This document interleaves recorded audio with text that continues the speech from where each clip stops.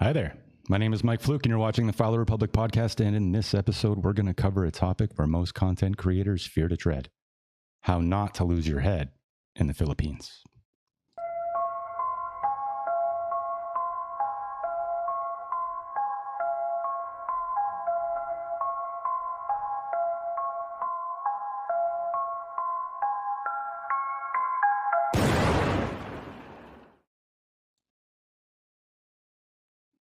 In a previous episode, I covered all the safe places, all the top locations for passport bros, retirees, and expats to visit or live in long term. And for balance, now I thought I would cover some of the dark parts, a lot of the areas that you should probably avoid, and we'll look at some crime stats. Sounds like fun, right? I think this will be one of the more thorough videos on the topic because everybody knows, like among the expat community, when you look into the abyss looks back at you. So this is a topic that usually people cover with some level of vagueness, and I'm not going to completely do that today. Mind you, some of this content will be locked in the members only area, so you can download the document that I'm going to go over. And I'm not going to discuss everything in the document, but you'll be able to see it on your screen. But I've grayed out the parts I'm not going to cover. And yeah, I guess we'll just get into it. So let's see here. There we go. And just because I got a big fat head, I'm going to make it a little smaller.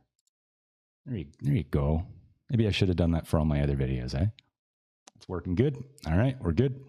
So yeah, right off the top, I covered safe foreigner-friendly regions in the country. And you can go to my channel and you can look for this video here with the lovely thumbnail. And if you're going to want to head to the Philippines, you're probably going to want to go based on different goals. I think in the original video, I covered urban areas like big cities where the infrastructure is really good and it's usually safe.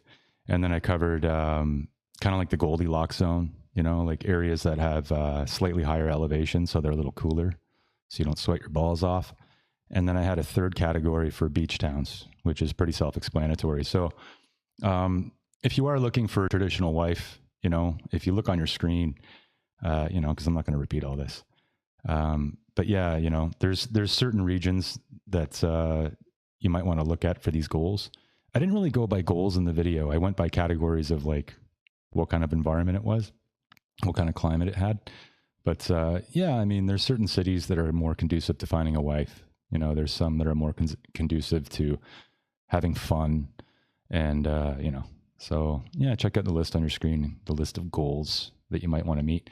And then, yeah, I guess we're going to get into it now. So before I talk about the places to avoid in the Philippines, I wanted to kind of give you something to compare it to. So for comparison, we're going to look at where I'm from. I'm from the Greater Toronto area in Canada, and I left Canada, I guess, in 2011 or 2012 or 2010. I don't remember anymore. But yeah, and then I moved to Thailand, and then the rest is history. But yeah, Toronto's latest police reported crime rate is 4,160 incidences per 100,000 members of the population. So keep that in your knowledge basket moving forward. And it kind of illustrates that the Philippines isn't a big scary place. Like the national average for Canada is 5,843. And there's areas where overseas Filipino workers like to go to work, like Winnipeg in Manitoba or Saskatchewan or the north of Alberta, which isn't so bad, that one. But those areas, like Winnipeg specifically, it's got a really high crime rate. It's something like almost 7,000 incidences per 100,000. So with that in context, now we can look at the top 5 most naughty cities to live in. So the first one on the list is Quezon City. They've got about 928 incidences per 100,000. And that's going down 14% year over year. So it's not so bad. The city of Manila, they've got 982 incidences per 100,000. And that's down 11.9% as of last November. And that also includes the whole Greater Manila area. So that's actually pretty good for such a big city. And then there's Cebu City. It's the most naughty one on the list.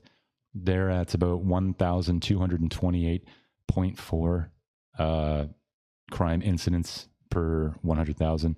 And they are down 38% since last January. But, you know, it's not the best. But I really like Cebu. It was the first place I lived in the Philippines. So I highly recommend it still. It's still better than Toronto. And then there's Davao City, and they've only got 485.3. And crime is actually going up. And I'm not sure if I have it in my notes or not, but they blame it on the post-pandemic lull. But when Duterte left office, crime in Davao started to go up. So that's just food for thought. There's some cities in Canada like Winnipeg where I'm sure they would love to have a guy like Duterte. And then Zamboanga City at 643.3 incidences per 100,000. So I've provided my sources in this document as well. And so it's all legit, and it's not so bad when you compare it to Canada, in my opinion. What do you think? Let me know in the comments. But and then before I cover, you can already see it on the screen, before I cover the rebel groups, all 19 of them, 19. Most people think there's like 5. No, there's actually more. But before I get into that, just to be an equal opportunity guy, to be all diverse and inclusive, I thought I would mention that there's a lot of criminal activity in the Chinese community, and they pick on their own. So if you're Chinese or you're a Chinese American or a Chinese anything, and you're not actually from China, there's a lot of Chinese people here that like to do blackmail, kidnapping, ransoms. They like to do incredibly advanced heists involving cryptocurrency and worse, and it's becoming increasingly common. So I'll elaborate later in the document. But yeah, like there was one incident where there was like this huge, it was like Mission Impossible, like there was people coming down on cables from a ceiling panel and trying to do this heist. They did some kidnapping and they did all this other stuff. And it was led by like a femme fatale, super hot girl. And the Chinese, they got some flair. So much respect to the Chinese for leveling out the playing field. That way the religion of peace isn't the only one that people are looking at, So I guess, I'm just not going to name all the groups because of the abyss and whatnot.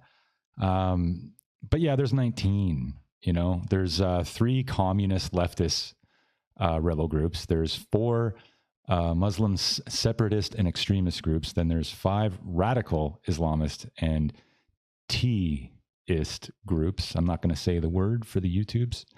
There's 5 of those. And then those are the 5 most people know about. And then one of them actually became a political party. And I'll get into that shortly as well. And then there's 3 regional armed groups. And then there's 4 other non-insurgent but armed and violent entities inside the country. So it's a who's who, of baddies. And I'll show you a map on where most of them reside. But it does remind me of a time when I was living in a place that I will not name, but it was 45 minutes away from Marawi when that whole thing happened. And I'll get into that as well. But I was there for the whole year that the Marawi thing happened. And I had a house party one time. I had a lot of them.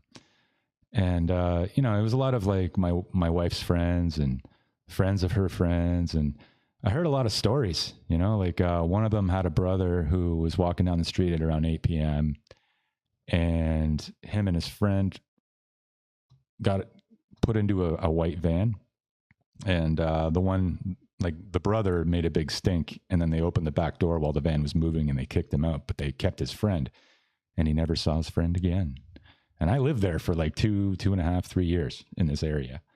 And, anyway, so at my house party, one time I asked everybody, I'm like, cause like we were all having like a group chat and I was kind of in the center at that particular moment.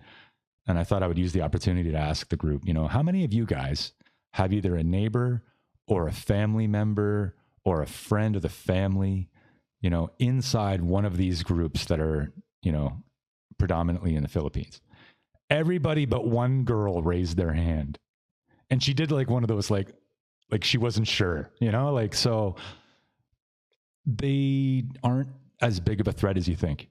You know, like I know that completely contradicts everything I've been saying, but like, I mean, I was there for 2-3 years. They all knew who I was. You know, like I had no problems. Maybe it's because I was associating with a family that was like a little bit more middle class. I don't know. But yeah, so they're in and among everywhere. Like when Marawi happened, they had some boom boom makers. You know, like when things started to settle down, these people roached out and they went back into their regular lives again.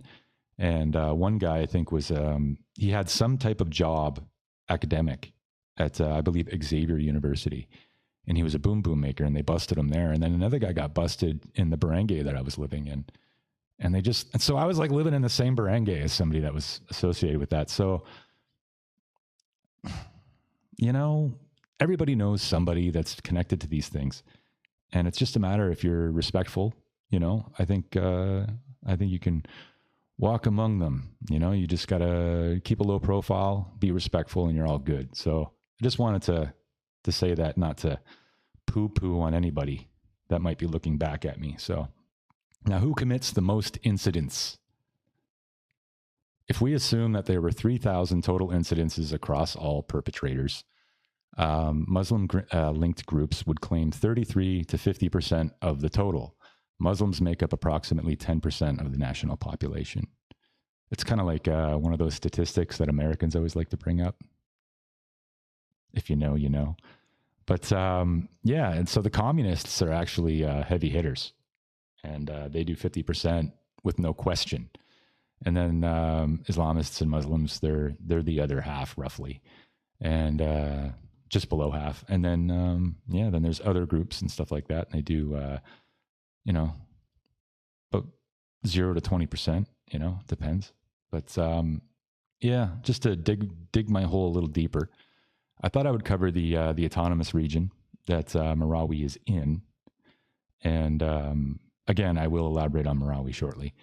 But yeah, so there are other Muslim majority areas in the Philippines. So following this data that I'm about to present to you is incomplete. However, incidents in those areas are far lower. So, for instance, I lived for many years. I started a family actually in Palawan.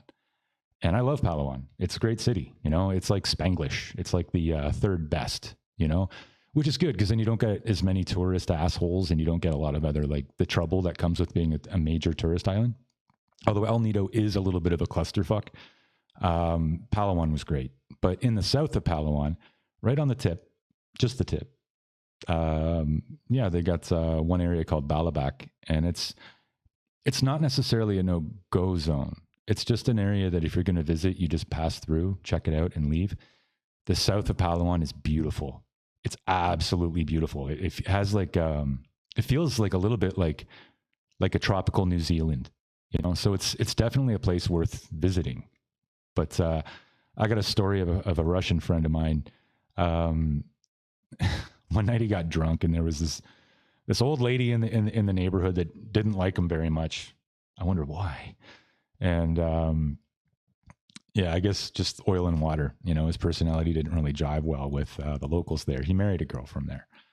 And one night he got drunk, and he doesn't remember what happened, but he just remembers running barefoot through farmers' fields with 5 guys chasing him with machetes.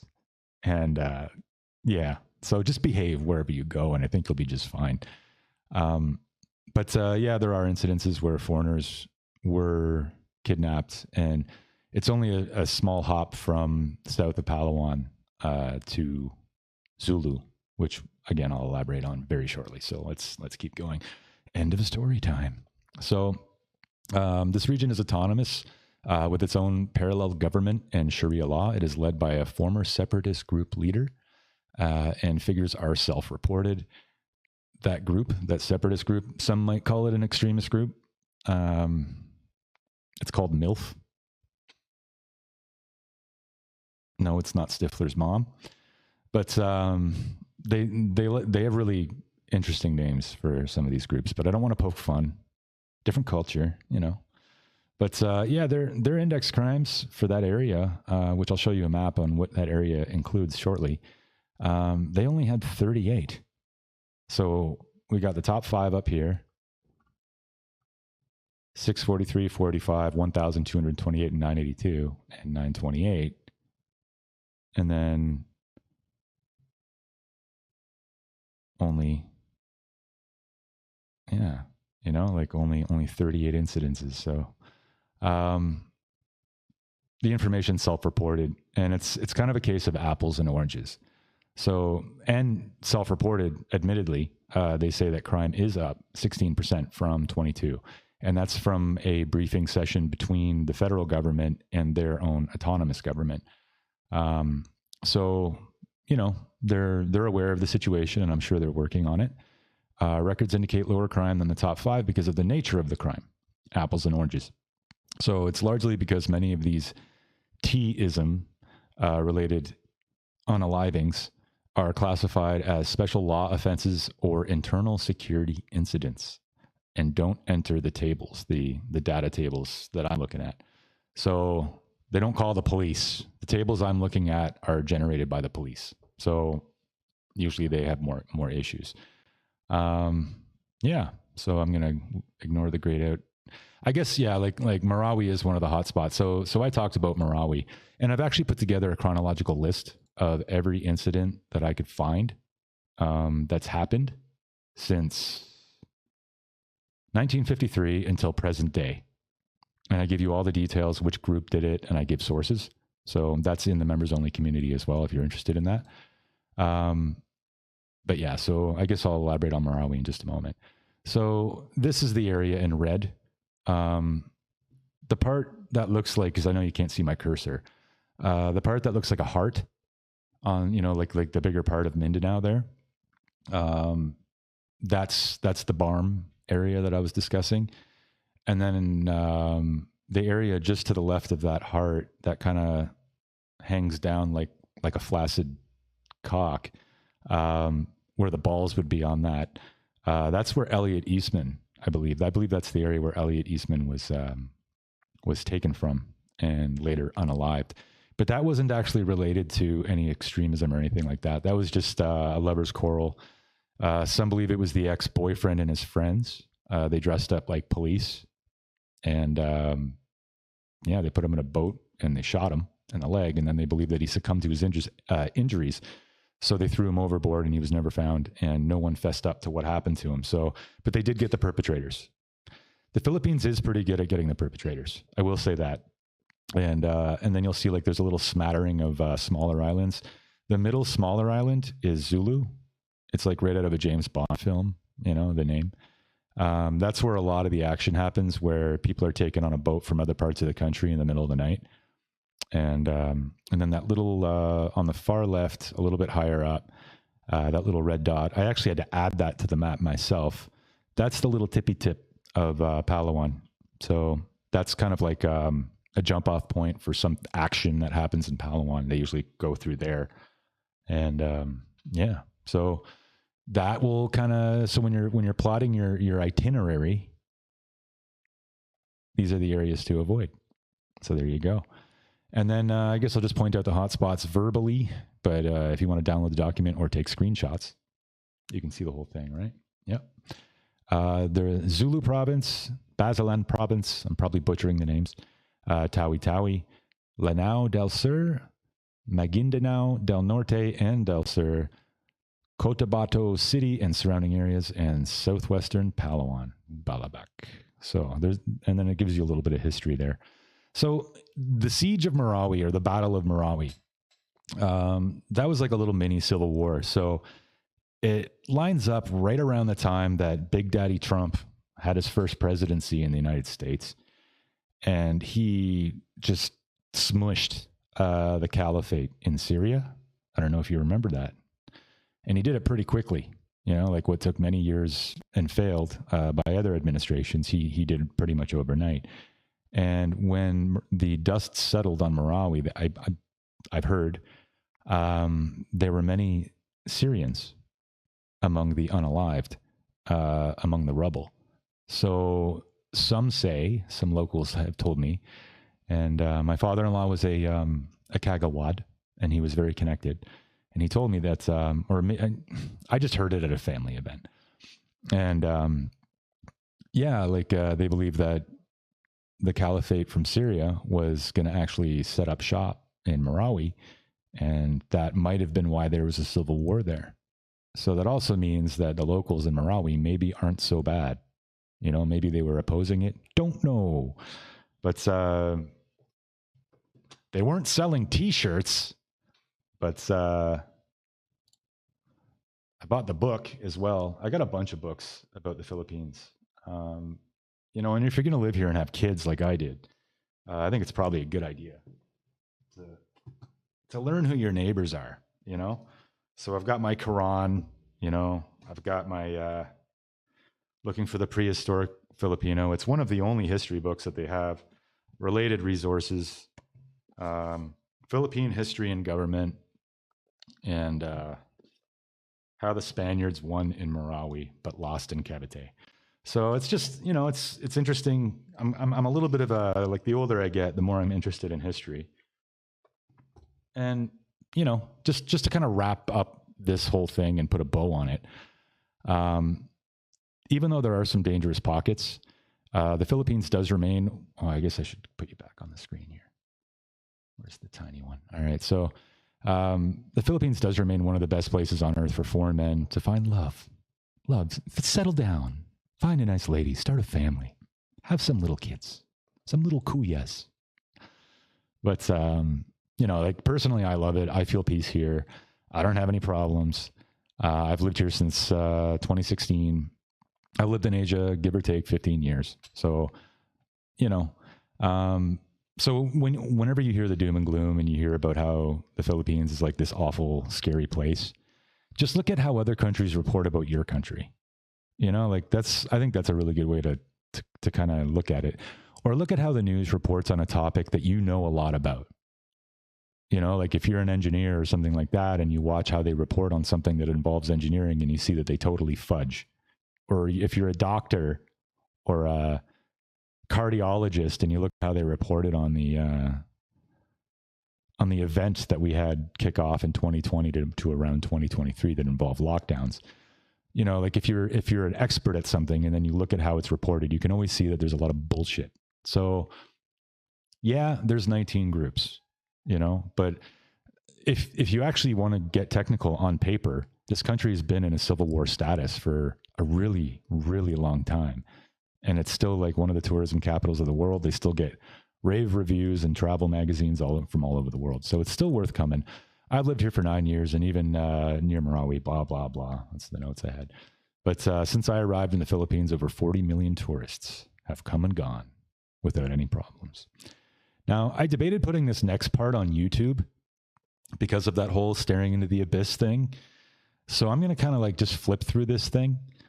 Over the years, several foreign nationals have been the victims of kidnappings, deletions, disappearances, and attacks in the Philippines. And if you want to get this document, I mean, you could find it all online. But just like with this spreadsheet here, you know, I've sourced a lot of the information and done a lot of the legwork for you.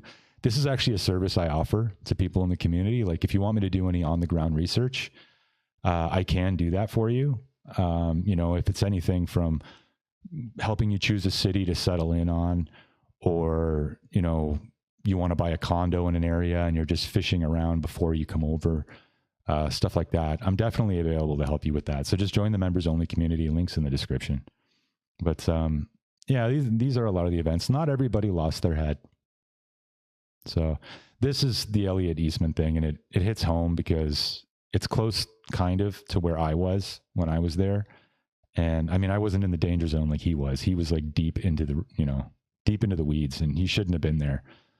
He had a YouTube channel, and most of his videos were just him stressing out, sitting on the floor eating noodles with his mouth open and just talking, you know, about how he was probably going to get unalived. He just had a feeling.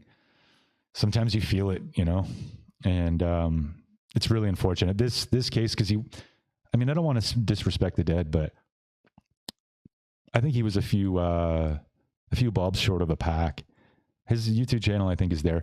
Tim K, if you look for Tim K Philippines, Elliot Eastman, he did some great coverage of this, and his opinion kind of mirrors mine a little bit.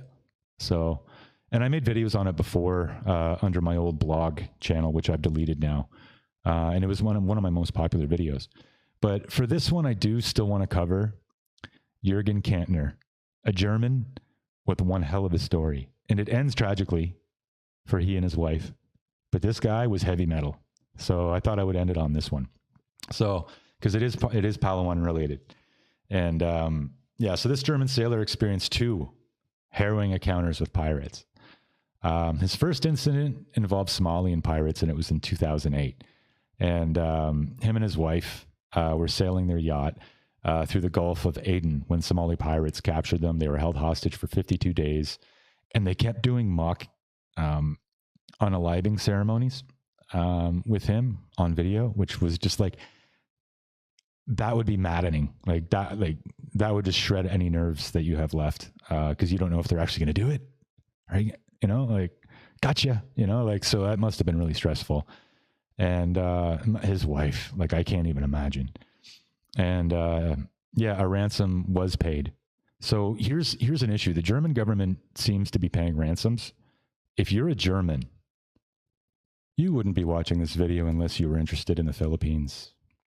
Perhaps you're in a research phase. Don't know, but I do know that if you head down to the Philippines, dating is most certainly going to be a part of that equation. And I'm here for it. The original vision of Philo Republic podcast is to import the format of Fresh and Fit and whatever podcasts from the States and bring it to the Philippines, where we have a dating discussion panel that's exclusively all Filipina, live from the Philippines, where we talk about dating, life, marital expectations, feminism. Has feminism taken over this country in the same way that it has the West? Or is it a little bit different? What are the nuances? I formulated all my questions to mirror those of the podcasts that I mentioned earlier from the West. So that way, if you watch both, like, we want to be more of a companion. You can compare apples to apples.